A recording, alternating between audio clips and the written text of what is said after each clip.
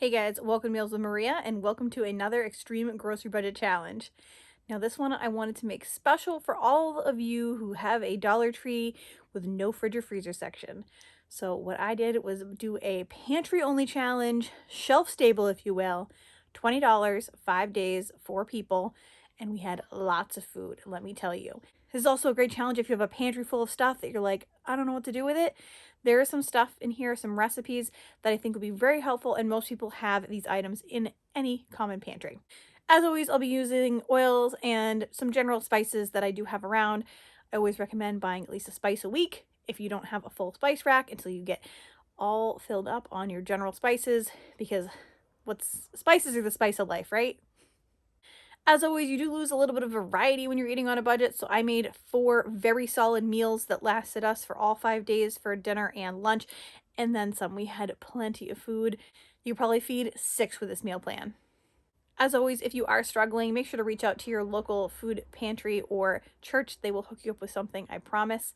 And if you are not struggling, think about buying an extra can or 2 when you're at the grocery store each week to donate and help out those in need. All right, so let me show you what I bought. Okay, here is everything that I got for our week of eating, our 5 days at the Dollar Tree. And they do say when you're shopping cheap, you lose some variety. And with this one, I am going very simple. We're only making a few meals, but we're just going to make them last. We're going to make a lot of them. And like I said, we only had shelf items. So this should work with a Dollar Tree that only has shelf items and no fridge or freezer section. So here's what we're doing. For breakfast, we don't have any eggs or anything like that. So super simple. We're going quick oats, pancakes, and then I got this strawberry spread. This was the best one that I could see, like the highest calorie count for the amount of servings.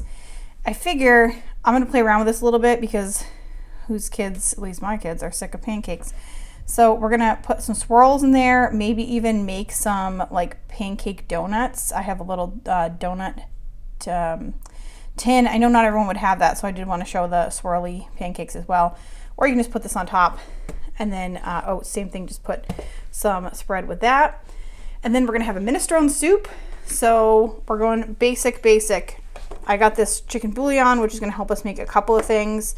We're going to use our kidney beans, mixed vegetables. I try and get them with the potatoes because I find that, again, that ups our calorie count. So that's helpful.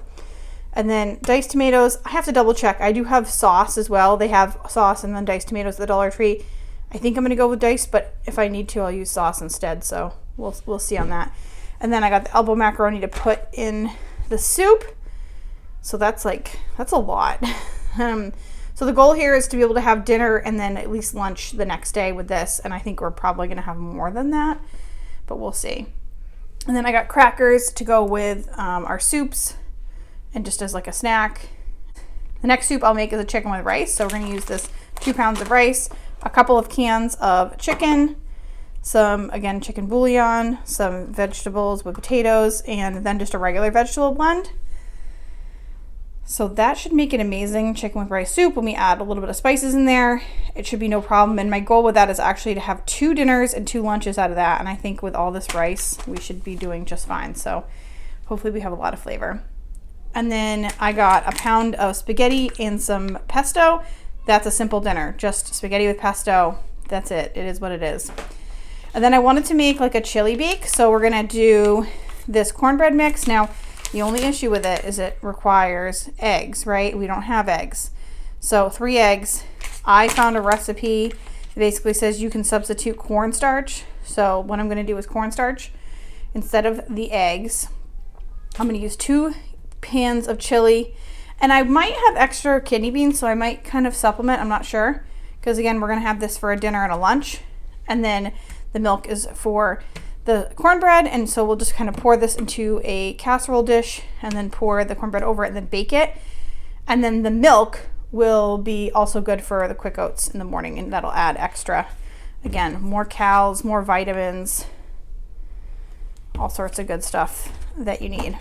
So yeah, that's what we're going to do. I was just trying to keep it, as healthy as possible. We have some brown rice. We even have some meat in here, white chicken, and we have a lot of vegetables in our canned vegetables. So the hope is that we can get some nutrients and stay as healthy as possible. I also want to say I got these flowers at Whole Goods for Christmas. At Christmas, guys. Do they not still look beautiful? Like, I don't know if they're ever going to die. I love them. They're not fake. Those are real Whole Foods flowers. So if you need to know where to buy your flowers that they'll last, Whole Foods is the spot. Let's get cooking, guys. All right, guys. So obviously day one, are we sick of making pancakes yet? I hope not. So I'm just going to make up some pancakes, and I really wanted to make little swirls with that raspberry or strawberry jam. And you can see I tried it out. I'm like, oh, it'll come out as a perfect swirl. Not exactly, because it's really like jelly. And then kind of covered this up with a little bit more of the batter. This is what I do with like blueberry pancakes or chocolate chip, and that way they don't stick to the bottom of the pan. It's super helpful. I just still felt like the jelly was kind of squirting out the sides, although my kids loved these 3 that I made. I didn't really know how that was going to turn out, so ended up just going to regular pancakes once I made those. And I just made everything for the week. So I just like to batch everything up to make sure that we have all the food ready so that I'm not stressed out in the morning, or we don't end up ordering or buying something because we don't have anything on hand. These are super easy. You can top them in the toaster. You could put them in the microwave. We usually microwave ours and they turn out great. So you can see we have a bunch here ready for the week for whoever wants them. And then our other breakfast is oatmeal. Didn't even show you guys that. It's super easy. You know how to do it. And then I just decided to make up all of my brown rice. So I made the entire 2-pound package just according to the instructions. And then I put aside about half of it. Now, I didn't have a plan for this other half of the rice. So you can do whatever you want with it. You could actually make up some rice porridge. So there's an additional breakfast for you. You could fry it up in a pan with a little bit of soy sauce. If you had an egg, you can pop an egg over it. That's, oh my goodness, one of my favorite ways to eat things like that. Just to fry up a bunch of rice with some oil and then make a fried egg and put it on top with a little bit of soy sauce. Holy moly. All right. Now that I'm done talking about that, we'll talk about what we're making right here, which is a chicken and rice soup. So I used about half of my 2-pound container of rice, cooked that up. Added to that 10 cups of warm water with 10 cubes of chicken bouillon. Then I'm adding 1 of the Green Giant vegetable blend. This is the one without potatoes, and then 1 can with potatoes. And then I'm going to be adding 2 cans of our chicken in here. And you just want to mix this up really well. And now we're going to add our spices. Start with 2 teaspoons of onion powder, 2 teaspoons of garlic powder, 2 teaspoons of dried parsley. Now, all these things you could use fresh if you have them or if you like. I just find that it's less expensive to use the dried seasonings that I have around my house. Then you want to add 1 teaspoon of dried thyme and mix that all really well. Now we're going to bring our soup up to a boil, bring it down to a simmer, and cook for about 10 minutes until all the flavors are well combined. Because the rice is already cooked here, it really doesn't take that long. I just wanted to make sure that all my spices really melded well together in this. And this soup was so amazing, so delicious, so flavorful. And you would honestly never know that it was canned chicken or anything. And I really liked it because it was relatively healthy. We got tons of soup out of this. It tasted really, really good with the Ritz crackers dipped in it. My kids loved it. I liked kind of breaking up the crackers and putting it in there. I love it. I love it. I love it. From the mouths of babes, guys. So the next food we're going to make is a minestrone soup. So I'm just cooking up all of my kidney beans, and you want to soak those overnight and then cook them for about an hour in about 10 cups of water.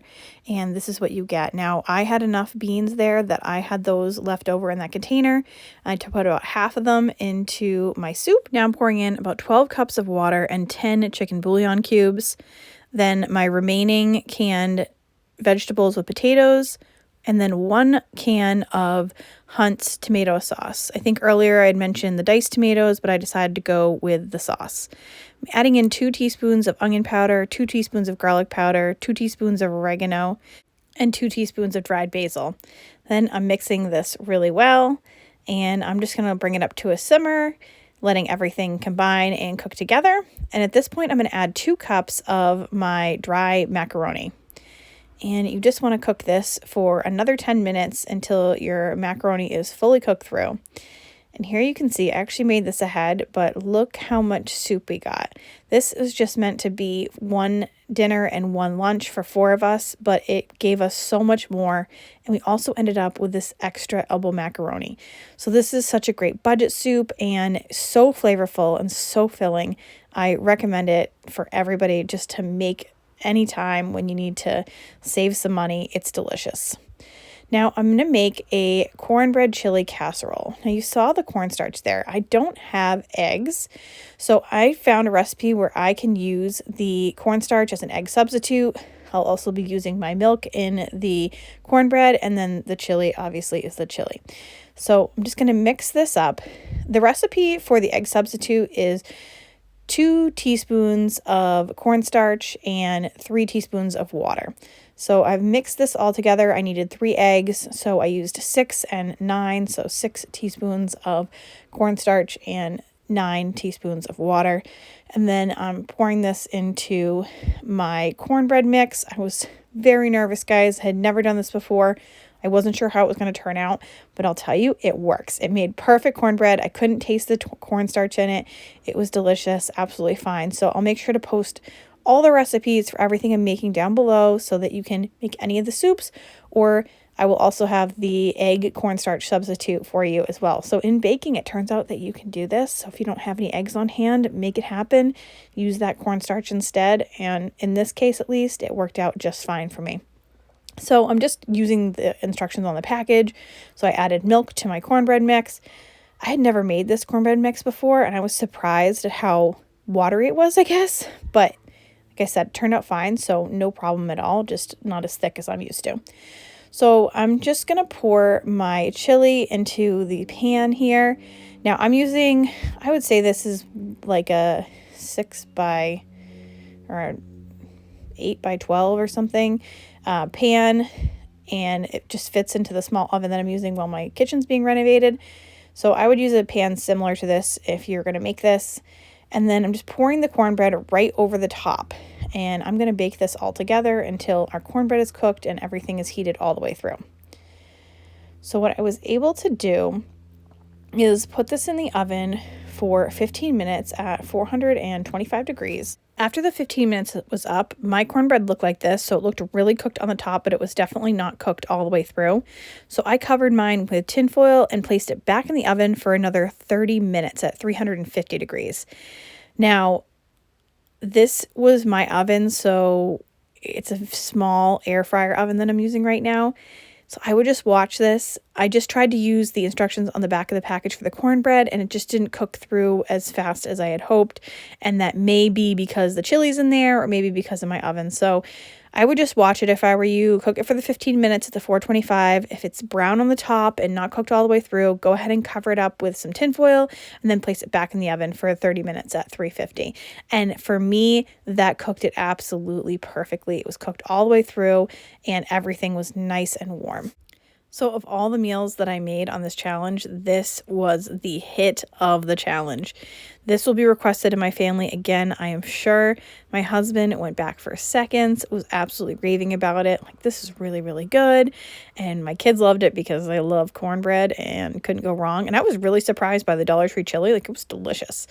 So absolutely an amazing meal. Hey, if you have it, add some sour cream, some cheddar cheese, some cilantro, anything that you basically would put on chili, you could put on this casserole. But the casserole on its own is absolutely delicious as well. So overall, this was a huge win, and I recommend this whether you're doing a challenge or not. Go to the Dollar Tree, get some cornbread mix and some chili, and make it, because you will not be disappointed. All right, so next up is just our pesto and pasta. Super simple. Cook your pasta according to the package and pour on your pesto. And there you have it, pesto pasta, something a little different. If you don't like pesto, you can just get regular sauce and have regular pasta with sauce. You still get tons of pasta, tons of flavor. Really can't go wrong. And in this case, I just added a little bit of milk because that's what I had left there. And it made it a little bit creamier. Delicious. You could do that with red sauce too. So I just want to thank you guys so much for watching today. I really hope you enjoyed this video. Make sure to give it a thumbs up because it is a winner. And if you're new here, make sure to subscribe and hit the notification bell so you don't miss anything. And I will see you guys all very soon. Make sure to watch the rest of my extreme grocery budget challenges if you haven't already. I will make sure to pop the playlist right up here for you right now. you.